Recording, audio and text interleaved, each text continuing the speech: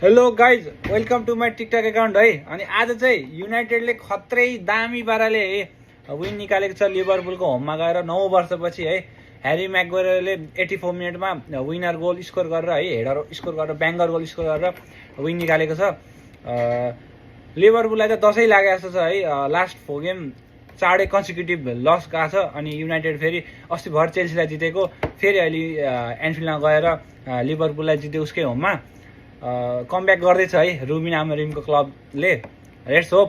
म चाहन्छु, म फ्यान त होइन युनाइटेडको, त्यही पनि टप 6 सम्म चाहिँ आओस् भन्ने सोध्छु है युनाइटेडलाई। अनि आज अब यसपछि अब रियल माड्रिड गेम छ होइन, हेर्न परिहाल्यो, स्क्वाड पनि आइसक्यो। अनि सरप्राइजिङली भिनिसियस चाहिँ छैन लाइनअपमा, भिनिसियस र आर्दा गुलर। अनि सो गेम अलिकति इन्ट्रेस्टिङ हुनेवाला छ। अनि बेलिङहाम, मास्टान्तुनो दुइटै प्लेयरहरू छन् है। अनि लेट्स सी के हुन्छ। Best of luck Real Madrid फ्यानको लागि। आई होप रियल माड्रिडले पोइन्ट चाहिँ ड्रप गरोस्, because I am Barca fan. Thanks for watching.